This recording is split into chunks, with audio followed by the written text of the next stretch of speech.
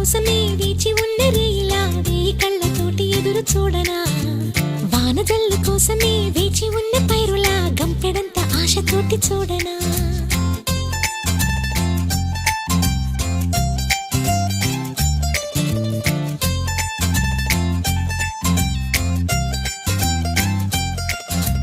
జోల పాట కోసం